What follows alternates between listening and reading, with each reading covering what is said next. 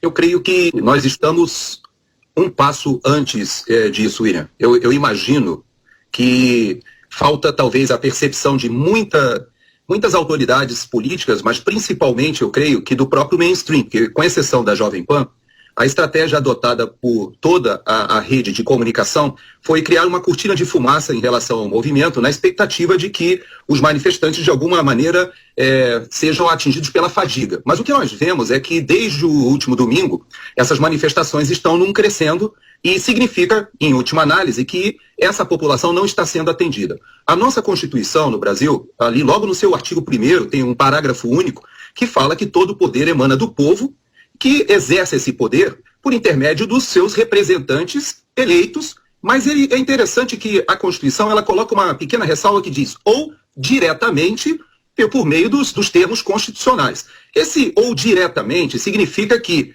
existe a possibilidade, que é a possibilidade normal de a população enxergar os seus anseios, o seu poder exercido por intermédio dos seus representantes eleitos, e nós temos duas categorias de representantes eleitos no nosso país, segundo a nossa Constituição. Os parlamentares, que exercem o poder legislativo, e o poder executivo, que também é eleito também pelo povo, diretamente pelo povo.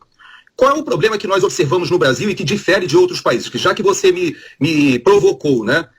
No sentido de comparações com o que nós observamos na geopolítica mundial, nós observamos um evento como Sri Lanka, que há pouco tempo atrás a população também foi para a rua, ela se manifestou durante alguns dias, até que chegou o ponto deles invadirem o Palácio Presidencial e, inclusive, também se antepondo ao Poder Legislativo numa crise institucional gravíssima. Mas por que chegou àquele ponto? Então, há uma análise que se faz do que aconteceu em Sri Lanka. Da mesma maneira, nós tivemos agora a manifestação dos caminhoneiros no Canadá.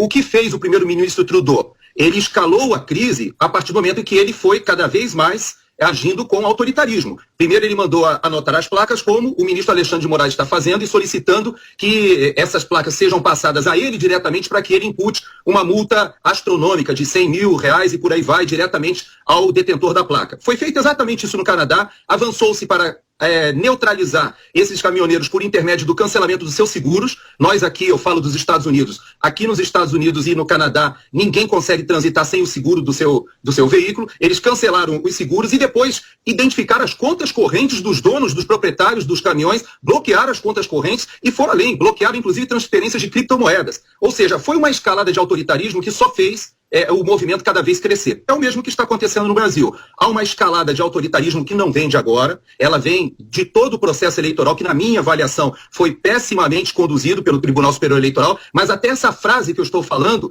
no Brasil, dentro desse estado de exceção, poderia ensejar que eu fosse, por exemplo, acionado judicialmente por expressar a minha opinião. Nós observamos hoje, por exemplo, que um vice-presidente de uma chapa, que é uma pessoa erudita, altamente considerada, teve as suas redes sociais bloqueadas, e eu li os twitters que foram publicados. É inacreditável, de um bom senso, colocando as questões relacionadas às denúncias que foram feitas da Argentina, o que já é lamentável, ter que... essas denúncias que foram feitas da Argentina, William, eu já tinha recebido, já tinha lido esse material, mas elas não podiam ser publicadas no Brasil porque o senhor Alexandre de Moraes entendeu que todo e qualquer questionamento ao processo eleitoral e mesmo ao resultado deveria ser tratado como criminoso, e ele falou isso em pronunciamento. Então, o brasileiro é obrigado a ir para um outro país, que inclusive está numa situação política e econômica muito pior do que a nossa, para poder publicar uma denúncia muito bem fundamentada e que deve ser analisada. Então, o que eu entendo é que essa escalada ela não vai diminuir ou não vai retroceder, não vai arrefecer, se não houver uma expressão, uma iniciativa dos representantes dessas pessoas que estão na rua. Por que elas resolveram atuar diretamente?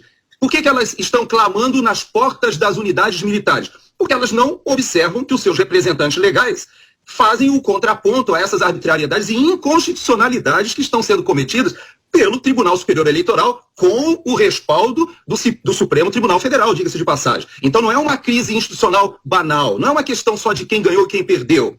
A principal função de um Tribunal Superior Eleitoral não é homologar quem ganhou, é também deixar aqueles que perderam conscientes de que perderam justamente. E parece que a população ela está num misto de medo, causado por essa escalada do autoritarismo, com uma indignação. E agora esse assunto deve ser, eu imagino, o próximo passo, esse assunto deve ser se não pacificado, mais esclarecido, com o relatório do Ministério da Defesa, que com certeza o Ministério da Defesa ouviu também essas denúncias que foram ecoadas da Argentina. Hoje inclusive, houve um segundo vídeo esclarecendo, dando mais detalhes. São denúncias muito bem fundamentadas e elas devem ser tratadas e refutadas. Quai, seu app de vídeos curtos.